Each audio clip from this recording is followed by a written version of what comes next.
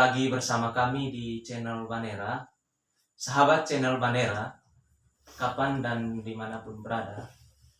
Kali ini kami dari channel Banera akan membahas suatu topik, dan tentunya topik ini tidak kalah menarik dengan topik-topik sebelumnya.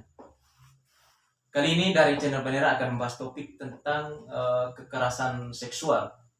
Seperti yang terjadi baru-baru di Bandung dan Tasikmalaya, pelaku utama yang melakukan kekerasan seksual itu adalah tokoh agama, tokoh yang yaitu guru pondok pesantren, dan korbannya santriwati yang kebanyakan berada di bawah umur. Kali ini dari channel Banera akan menghadirkan dua narasumber, yang tentunya narasumber ini kehadiran mereka sangat relevan dengan topik yang kami angkat. Pertama, di sisi kanan saya ada Bung Primus Jehane. Bung Primus Jehane ini adalah mahasiswa Universitas Katolik Widya Mandar Kupang. Selamat datang di channel Banera, Bung. Selamat. Tentu kehadiran Bung sangat berharga sekali bagi kami channel Banera. Selanjutnya di sisi kiri saya ada Bung Yasintus Edarman. Bung Yasintus Edarman itu mantan alumni Undana, Universitas Nusa Sentana, jurusan Fisip Sosiologi, ya, Bung. Terima kasih karena telah hadir bersama di channel Banera. Siap. Oke. Langsung saja saya akan melemparkan pertanyaan kepada Bung Primus Jehane. Bung, bagaimana pandangan Bung mengenai masalah yang terjadi, khususnya masalah kekerasan seksual? Oke, baik. Salam dari saya untuk sahabat channel Banera. Terima kasih juga untuk Kano yang menghadirkan saya dalam kesempatan yang biasa. Hormat untuk Sinto. Terkait dengan tanggapan peristiwa yang terjadi di Bandung itu, seorang tokoh agama yang melakukan kekerasan seksual terhadap santriwati. Bicara tentang kekerasan seksual, ini suatu perilaku yang sangat menyimpang yang dilakukan oleh orang dewasa terhadap anak dan juga anak terhadap anak lainnya. Dan ini bukan peristiwa yang kecil, tetapi peristiwa yang sangat-sangat besar, ya, karena ini berdampak besar sekali terhadap psikis seorang korban. Jadi persoalan tentang kekerasan seksual ini bukan persoalan baru, tapi persoalan yang sudah lama dan terus-menerus terjadi di negara kita. Bukan hanya di negara kita, tapi di seluruh dunia. Selalu pasti ada terjadi kekerasan seksual. Hanya yang menarik, ya, dalam kesempatan yang luar biasa ini adalah kekerasan seksual yang dilakukan oleh tokoh agama. Jadi ada predator seks yang berbaju agama. Tetapi yang ingin saya tanggapi menurut pemahaman sederhana saya, ya, sejauh yang saya pahami, yang saya pelajari, dampak kekerasan seksual yang dialami oleh korban, ya. Ada beberapa dampak secara psikologis, ada dampak sosial, dampak secara fisik, ada dampak secara psikologis. Yang ingin saya komentari terkait dengan dampak secara psikologis, ada beberapa hal. Pertama itu berkaitan dengan depresi, ya. Depresi itu tekanan batin yang dialami oleh seorang karena terjadi kekerasan itu. Kemudian bisa juga stres yang dialami oleh korban karena tindakan pemaksaan yang dilakukan oleh pelaku itu, ya. Dan juga sulit juga gangguan tidur, bisa juga karena korban itu selalu memikirkan itu kejadian peristiwa yang dilakukan oleh pelaku itu, sehingga bisa jadi mengalami insomnia itu. Gangguan tidur yang dialami oleh korban ini bukan hal yang dampak yang sangat kecil, tapi dampak yang besar karena ini menyangkut kesehatan seseorang. Kemudian juga dampak yang paling sadis juga menurut saya adalah korban bisa melakukan bunuh diri, ya. karena terlalu banyak persepsi-persepsi atau kritikan sosial dari orang lain sehingga bisa mempengaruhi pikiran korban. Itu dia merasa kurang berharga dirinya dia, sehingga dia melakukan itu sebagai bentuk pelampiasan dan bisa mengakhiri kehidupannya dia. Itu mungkin Baik. beberapa hal yang ingin saya sampaikan. Baik, terima kasih. Seperti yang kita dengar dari Bung Primus, di sini ada berbagai dampak yang terjadi pada korban ya. Tapi di sini dia lebih keutamakan menjelaskan dampak psikis. Oke, kita terima itu. Artinya bahwa memang berbicara tentang kekerasan seksual ini yang pasti dampak yang paling berbahaya itu dampak psikis korban. Jadi pertanyaan saya, kira-kira bagaimana cara atau solusi yang terbaiknya untuk supaya korban itu tidak terjadi tidak mengalami depresi gitu. Adakah cara supaya korban itu tidak terlarut dengan depresi itu, tidak terlarut dengan dia punya tekanan psikisnya itu? Oke, baik, terkait dengan cara untuk mengurangi tekanan batin dari korban ini, tentunya melakukan pendekatan secara individu terhadap korban untuk memberi pemahaman terhadap dia atau memberi kekuatan terhadap korban supaya keadaan yang dialami ini tidak terlalu tidak semakin mengembang terhadap dirinya.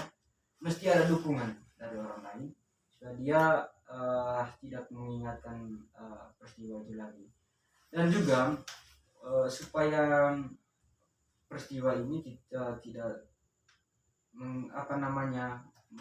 teringat kembali oleh korban. Mestinya juga hukum ditegakkan terhadap pelaku ya. Pelaku mesti dijeratkan secara hukum yang benar agar korban ini mengalami kepuasan terhadap dirinya bahwa pelaku ini dijerat dengan hukum yang benar ya, gitu. Dan juga mesti ada edukasi ya, pendidikan tidak hanya terhadap korban itu tadi, terhadap anak-anak yang di zaman sekarang, anak-anak usia ini, edukasi terkait dengan edukasi pendidikan terhadap kekerasan seksual ini. Iya. Mesti ada pemahaman itu terhadap anak-anak sekarang. Ya. Oke. Supaya tindakan-tindakan itu tidak terjadi lagi. Baik. Tadi dijelaskan yang paling utama itu adalah melakukan pendekatan terhadap korban, memberi edukasi atau bila perlu menghukum pelaku yang melakukan tindakan bejat. Dan saya rasa ini adalah tindakan yang sangat luar biasa biadabnya. Oke, terima kasih Bung. Saya akan kembali ke Bung Yasintus Edarman di sisi kiri saya. Bung, bagaimana tanggapan Bung mengenai masalah yang terjadi khususnya di beranda media sekarang di Bandung? Oke, baik. Terima kasih banyak. Pertama, saya menyampaikan syukur pada Tuhan karena memang kita masih diberi kesempatan, sehingga pada kesempatan ini kita boleh berada di ruang yang amat penting ini. Dibilang penting karena memang ruang semacam ini akan menghadirkan suatu proses penumbuh kembangan kualitas intelektual kita. Terlepas dari ada dampak lain, yaitu tentang bagaimana asupan substansi atau hal yang dibicarakan untuk kemaslahatan masyarakat, gitu ya. Kemudian pada kesempatan ini juga yang ingin saya sampaikan terkait dengan persoalan kekerasan seks, bahwa saya bukan orang hukum, tetapi saya juga ada sedikit pemahaman tentang itu. Barangkali saya melihat bahwa ini adalah satu tindak pidana kekerasan seksual yang ketika dia dijustifikasi atau disebut sebagai sebuah tindak pidana, otomatis dia akan berhadapan dengan hukum. Artinya siapapun pelakunya, dia akan selalu mendapatkan hukuman yang sesuai. Oke. Nah, kemudian terkait dengan isu-isu kemarin itu, saya dapat informasi tentang ada seorang mahasiswi yang melakukan aksi bunuh diri. Ya. Aksi bunuh diri ini disebabkan oleh seperti yang Bung bilang tadi, Bung Prim, bagaimana depresi itu muncul dan begitu kuat di dalam dirinya sehingga dia mencoba mengakhiri hidupnya dengan bunuh diri. Dan ini memang bukan satu peristiwa yang langka, seringkali ini peristiwa itu muncul.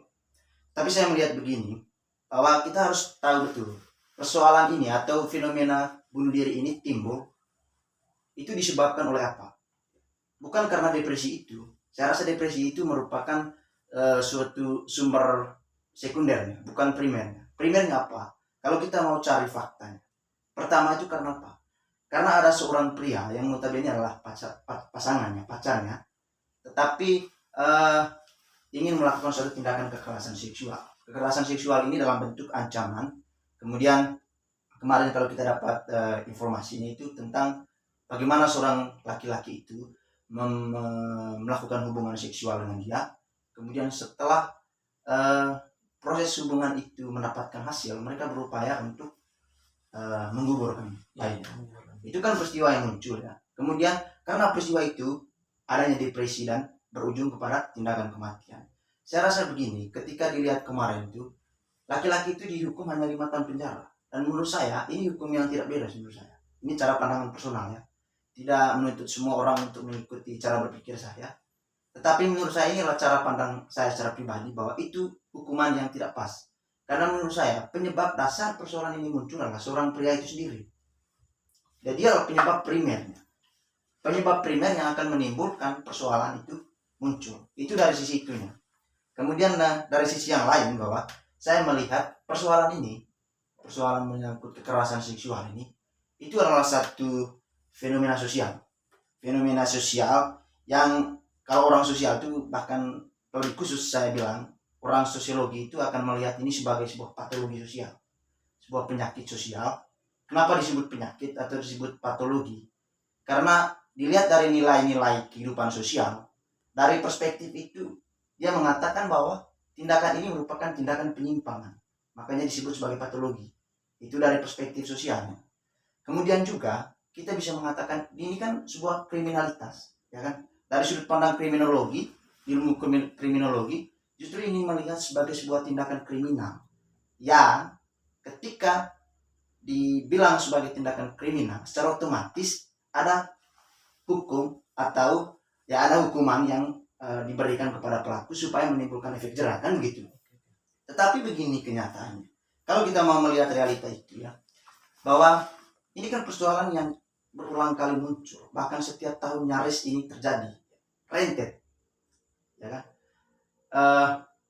Persoalan yang begitu berkesinambungan tidak pernah selesai sampai di sini. Itu pertanyaan besarnya begini, kenapa itu bisa tumbuh? Kenapa dia harus tumbuh dengan cepat itu dan dengan jumlah yang agak banyak seperti itu bahkan setiap tahun? Itu disebabkan karena hukum kita menurut saya itu belum bisa menimbulkan efek jerah.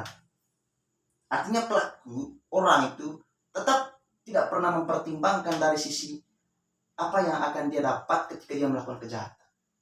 Karena dalam perspektifnya dia, ya paling tidak ya hukumannya begini ya. Itu ya kan? Menurut saya secara pribadi, Bang, hukuman yang pantas untuk mereka tidak hanya sesuai dengan hukum yang telah ada selama ini, misalnya dipenjarakan atau tidak. Saya rasa ada berbagai macam alternatif hukuman. Kalau dibilang hukuman mati, itu mungkin ya boleh dibilang pas ya, karena dia telah menghabiskan nyawa orang. Selain hukuman mati itu alternatifnya, orang semacam ini tidak hanya dimasukkan ke dalam penjara, tidak. Tetapi ada pembulian sosial. Maksudnya dia harus peristiwa ini tidak boleh ditutup, harus dipublikasikan secara lebih luas. Kemudian bila perlu hukumannya tidak hanya ya misalnya 15 tahun, tidak, bahkan itu seumur hidup boleh. Karena ini menyangkut hak asasi manusia.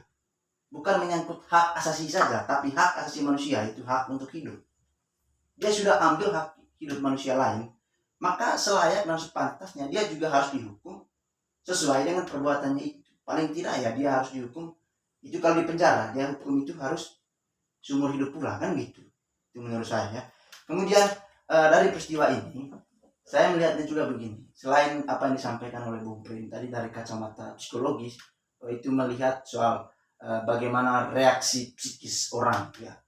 Tapi saya melihat dari psikologi masanya. Kebetulan juga kalau kita masuk divisi itu kan, terutama sosiologi, ada psikologi massa di sana. Bagaimana persoalan yang dialami oleh satu orang akan berimbas kepada manusia lain, manusia secara keseluruhan itu masyarakat. Bahwa kemudian akan menimbulkan ketakutan dan kecemasan yang luar biasa. Bukan kepada laki-laki, no. Karena begini, kita melihat Indonesia ini masih kental dengan budaya patriarki, ya kan? Budaya patriarki. Tetapi yang cemas di sini adalah perempuan itu sendiri yang notabene adalah korban. Makanya, menurut saya bahwa tindakan-tindakan semacam ini, kecemasan-kecemasan sosial, mesti seperti yang Bung bilang tadi, itu mesti diatasi sejak ini, bahwa ada satu gerakan inovasi untuk mengantisipasi supaya tidak terjadinya depresi yang berat, yang berlarut, kemudian yang bisa berujung pada tindakan bunuh diri. Mungkin apa? Misalnya selain edukasi itu tadi, ya mereka semacam ini itu harus apa? Ada satu pendekatan yang lebih rutin. Ada asupan kasih sayang yang lebih rutin, kemudian bangun komunikasi yang lebih baik untuk mereka. Yang paling kurang bisa menghilangkan bekas-bekas yang membuat mereka itu menjadi merasa tertekan. Kurang lebih seperti itu ya, menurut saya. Baik, terima kasih penjelasannya cukup ya masuk akal dan bisa diterima. Jadi seperti yang dijelaskan tadi, ada bahkan pelaku dihukum tidak sesuai dengan apa yang dilakukan dengan korban. Jadi di sini saya minta kepada Bung Sinto, kira-kira hal yang atau saran dari Bung, kira-kira menurut Bung apa yang menjadi penyebab sehingga pelaku dijerat dengan hukuman yang tidak sesuai dengan apa yang korban alami. Maksudnya kira-kira kenapa sampai terjadi pelaku yang melakukan tindakan bejat seperti itu hukumannya hanya 5 tahun, bahkan sebenarnya tindakan-tindakan bejat seperti ini, apalagi sesuai masalah yang terjadi di Bandung itu,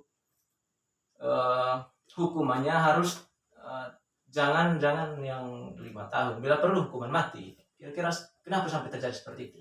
Oke, baik ya, terima kasih. Saya juga kurang mengerti ya soal hukuman kita, hukum-hukum Indonesia itu seperti apa. Karena memang kita juga bukan secara disiplin ilmunya tidak ada kaitannya dengan itu. Tetapi begini, kan kita kaitkan dengan persoalan yang ada di Bandung kemarin kan, bahwa ada ya bahkan orang itu pelakunya itu disebut sebagai public figure ya, aparat sipil negara juga, bahkan dia itu seorang anggota polisi kan gitu, pelakunya.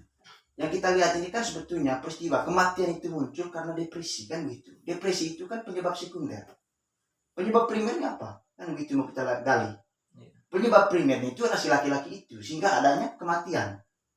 Kan gitu. Seharusnya paling kurang dia itu bukan 5 tahun, 10 tahun penjara minimal. Ya kan? Kenapa 10 tahun penjara? Karena dia itu adalah penyebab primer terjadinya persoalan, terjadinya tindak bunuh diri itu. Kan begitu. Dan orang yang melakukan proses bunuh diri, menurut saya memang bukan satu-satunya cara. Tetapi menurut dia mungkin itu adalah hal yang paling tepat. Kan begitu. Apalagi kalau misalnya dia mengadu kepada keluarganya tidak diterima lalu tidak direspon dengan baik. Pertanyaannya kemudian dengan siapakah dia mengadu? Ya begitu kan. Kalau tidak ada lagi ruang dan objek yang tepat untuk dia mengadu, berarti ya saya rasa cukup adil juga dia bunuh diri. Tetapi orang semacam itu yang pelakunya adalah orang yang berhak dan pantas mendapatkan hukuman yang memang sesuai dan setimpal. Menurut saya secara pribadi, saya hanya ingin mengajukan satu permohonan. Kalau boleh tidak hanya 5 tahun penjara. Lebih dari itu. Karena penyebab persoalan ini adalah si laki-laki itu dan dia adalah penyebab primer, bukan penyebab sekunder. Oke, baik.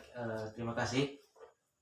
Di sini jelaskan penyebab primernya itu ya, pelakunya itu. Iya. Pelakunya kembali kepada Bung Primus. kira-kira adakah cara supaya tindakan-tindakan yang dilakukan pelaku ya khususnya supaya tindakan itu tidak terjadi lagi, tidak, supaya ya meminimalisir ya kekerasan seksual itu. Adakah cara atau edukasi yang harus diterapkan? Pertama, dari saya adalah soal bagaimana hukum itu berjalan dengan baik, ya.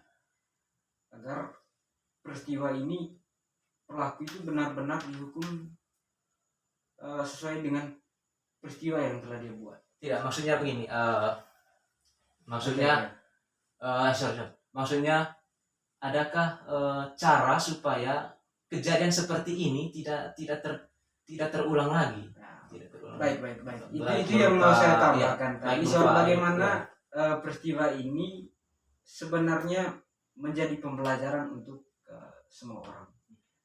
Menjadi pembelajaran semua orang bahwa pemerintah atau seluruh masyarakat di Indonesia atau siapapun yang berwenang dalam kasus-kasus seperti ini mesti ada edukasi ya terhadap anak yang usia dini, supaya edukasi untuk pencegahan terhadap kekerasan seksual ini mesti mereka pada saat anak-anak yang usia dini itu penting supaya mereka punya pemahaman ya. Ini sebagai antisipasi dan langkah yang paling konkret menurut saya. Langkah-langkah preventif ya, pencegahan untuk tidak terjadi lagi persoalan ini. Dan tuntutannya untuk pelaku adalah mesti dihukum secara baik ya, sesuai dengan hukum yang ada, itu saja. Tapi untuk supaya tidak terjadi seperti ini mesti ada edukasi itu tadi. Baik, Saya bisa tambahkan sedikit ya. Ya, Begini. silakan. Penting saya ingin menambahkan bahwa apa yang disampaikan oleh Bung Pri itu satu yang memang patut untuk dilakukan. Ini persoalan semacam ini, saya tertarik tadi soal anak-anak kecil sekarang ya, bahwa ada pencegahan dini, preventif dini itu penting gitu. Apa yang dilakukan? Yang pertama itu adalah soal pembentukan karakter building. Pembentukan karakter terhadap anak-anak semacam itu adalah penting. Dan di mana tempat yang tepat? Keluarga itu adalah lembaga sosial primer yang memiliki hak dan memiliki peluang yang besar untuk bisa menanamkan nilai-nilai kehidupan ke dalam diri mereka, supaya pada akhirnya mereka akan tumbuh menjadi pribadi yang bertindak sesuai dan taat terhadap nilai-nilai itu. Artinya apa? Di situ ada karakternya. Karakter itu sudah terinternalisasi di dalam diri, dan itu akan menjadi sebuah langkah awal dan langkah yang menurut saya adalah langkah berhasil untuk menciptakan target kita ke depan, menciptakan generasi yang hindar dari segala macam persoalan yang ada saat ini. Saya rasa begitu. Oke, baik. Seperti yang disampaikan, harus ada edukasi terhadap masyarakat. Dan dijelaskan tadi bahwa edukasi yang paling utama itu di keluarga. Dan betul ya, di keluarga. Tapi seperti yang baru-baru terjadi itu di Bandung itu, bahkan sampai-sampai ini pelaku melakukan rayuan terhadap keluarga supaya ya, ini berdasarkan info, supaya keluarga keluarga tidak menyampaikan kepada banyak orang terkait masalah-masalah yang terjadi di pesantren.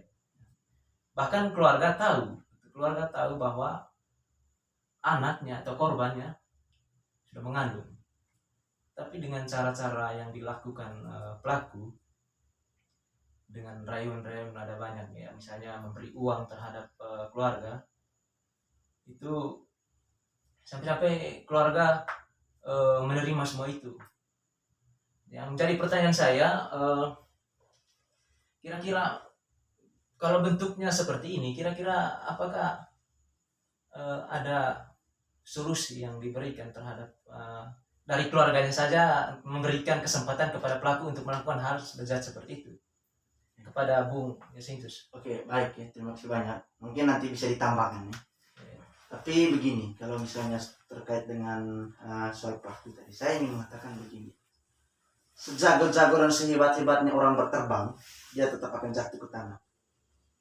sejago-jagonya orang itu akan menyembunyikan kesalahannya, tetap suatu waktu kesalahan itu akan terbongkar. Itu saya rasa sebuah kata-kata bijak yang memang patut kita akui karena terbukti dengan kenyataan hari ini. Bahwa pelaku itu mencoba untuk membujuk keluarga supaya informasi ini tidak keluar, tetapi tetap pada akhirnya akan muncul juga kan begitu. Oke, kemudian persoalan itu menurut saya begini, memang ini membutuhkan suatu peran dari banyak pihak ya. Tidak hanya pemerintah, termasuk juga masyarakat pada umumnya ya. Di dalamnya ada keluarganya sendiri kan begitu. Bahwa NKRI ini adalah wilayah kita yang mesti kita jaga. Kemudian upaya kita untuk menjaganya itu adalah bagaimana kita harus betul-betul menjadi manusia yang tidak tidak terintimidasi oleh kekuatan modal, kekuatan uang. Ya, karena begini, ketika kita selalu mementingkan uang, otomatis otonomi diri kita sebagai pribadi, sebagai manusia itu hilang. Karena kita lebih mementingkan uang itu daripada kemanusiaan kita, kan begitu. Berarti kita terasing dengan diri kita sendiri. Itu artinya bahwa saya mau katakan begini, bahwa masyarakat semua kita, pihak baik pemerintah maupun masyarakat pada umumnya, harus terlibat secara aktif untuk menangkal semua persoalan semacam itu. Dan tidak boleh lagi persoalan itu tumbuh di negara Republik Indonesia. Dan sarannya itu tadi, bahwa kita itu harus terlibat secara penuh. Jangan main-main barang, karena ini menyangkut persoalan manusia, kemanusiaan. Begitu saya kemarin. Oke, baik. Kembali kepada Bung Prim.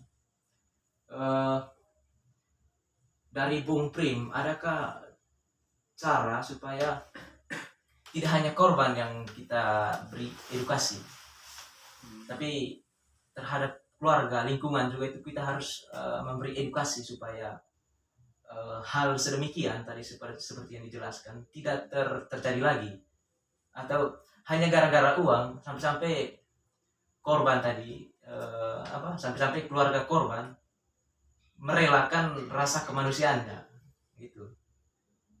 Adakah cara supaya keluarga tidak semacam tidak dengan mudah menerima suapan dari pelaku, cara edukasi gitu supaya ini. Saya sepakat apa yang disampaikan oleh Kesinto tadi, bahwa apapun bentuk kebohongan itu pasti akan tercium ya. Nah, yang mesti diedukasi sekarang adalah bahwa kita tidak hanya menuntut pemerintah untuk menegakkan soal keadilan ya.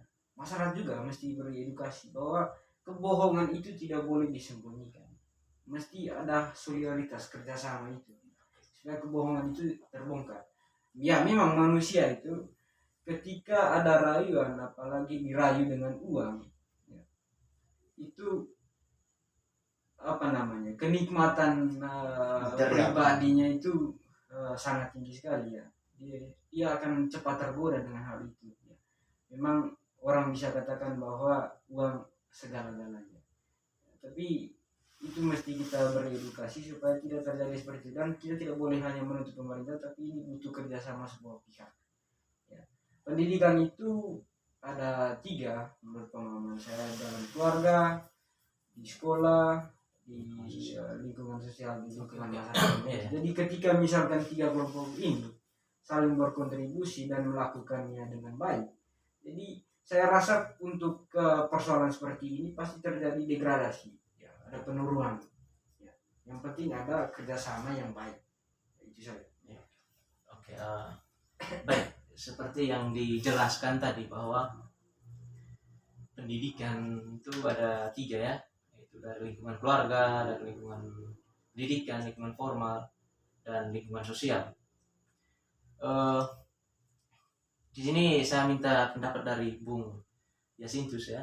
Bung Yasintus, kira-kira adakah saran bagi, karena saya rasa berbicara tentang ketiga ini tadi, ada 3 pendidikan tiga ruang untuk ruang lingkup pendidikan.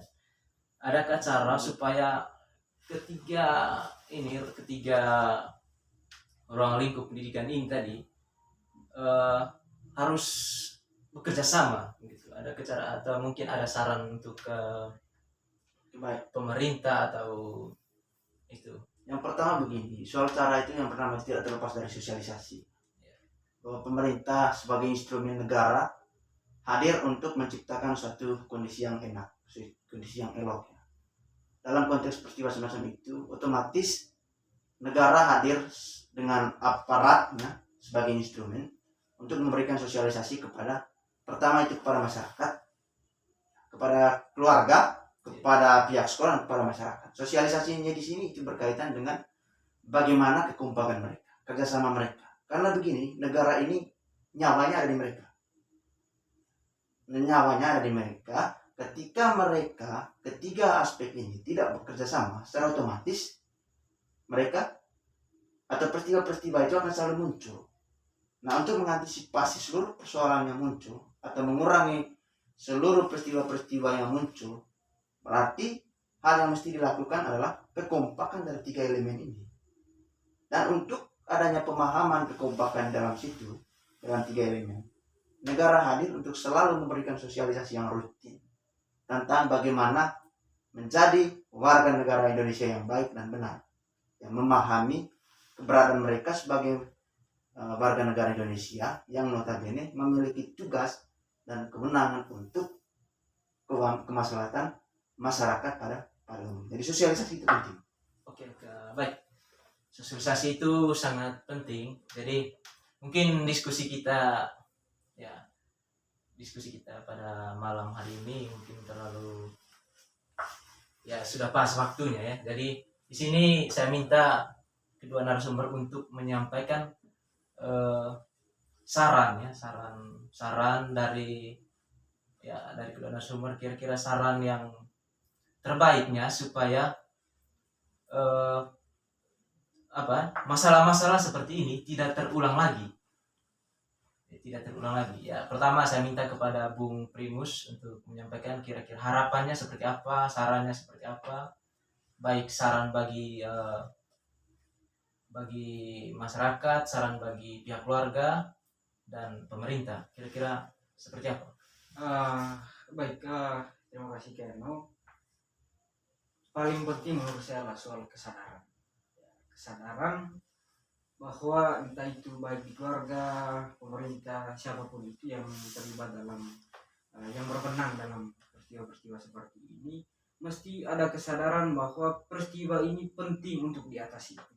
Ya. Kalau seandainya tidak ada kesadaran, maka tidak ada solusi. Tidak ada pendekatan bagaimana cara mengatasi. Tetapi yang terpenting bahwa kesadaran ini penting untuk diatasi, bahwa ini persoalan bukan gampang. Ini persoalan yang sangat serius yang mesti diatasi, karena ini soal hak hidup seseorang, ya, soal hak asasi manusia, bahwa negara hadir, keluarga juga hadir, dan lingkungan sosial hadir, dan mesti ada kerjasama. Dan ini penting, itu tadi kesadaran. Baik. Selanjutnya saya minta saran dari Bung Sinto Dharma. Baik, saya rasa begini, tidak berbeda jauh. Kalau tadi dibilang yang paling penting itu adalah soal kesadaran, dan lanjutannya menurut saya bahwa kesadaran itu harus diimplementasikan dalam tindakan, supaya upaya untuk mengurangi tindakan kekerasan seksual itu bisa teratasi dan mungkin bisa diminimalisir untuk ke depannya. Dan itu membutuhkan satu kerja koordinasi yang kuat, tiga elemen tadi, pemerintah, lingkungan sosial, keluarga, dan mungkin tempat yang lain ya. Dan di sini juga menuntut supaya pemerintah itu betul-betul hadir di sini di dalam konteks persoalan yang seringkali muncul, supaya menciptakan satu kehidupan yang baik dalam konteks kehidupan berwarga negara. Oke, baik. Terima kasih Bung Primus Diane, Bung Sintus telah hadir di channel Banera, dan tentunya hal-hal yang berkaitan dengan konteks masalah ini sudah dijelaskan panjang lebar dari segi psikis korban, sudah dijelaskan dari Bung Primus, dan dari segi kehidupan sosialnya sudah dijelaskan dari Bung Sintus. Oke, menutup diskusi yang sudah kami lakukan. Jadi seperti yang dijelaskan tadi, sudah jelas panjang lebar bahwa apa yang dilakukan oleh oknum tindakan kekerasan seksual itu adalah suatu tindakan yang tidak mendidik, suatu tindakan biadab. Dan tentunya bagi pelaku hukuman harus hukuman yang betul-betul jangan yang 5 tahun atau apa. Intinya hukumannya harus timpal sesuai dengan apa yang dirasakan korban. Dan selanjutnya pendidikan dari keluarga itu sangat-sangat penting adanya, karena dari awal kehidupan anak sampai tumbuh dewasa itu dari keluarga. Berarti di sini berbicara tentang pendidikan utama itu harus dari keluarga. Oke, baik. Menutupi diskusi ini dari channel Banera mengucapkan terima kasih kepada kedua narasumber telah hadir di sini dan suatu kehormatan bagi kami channel Banera ya. Baik, sekian dan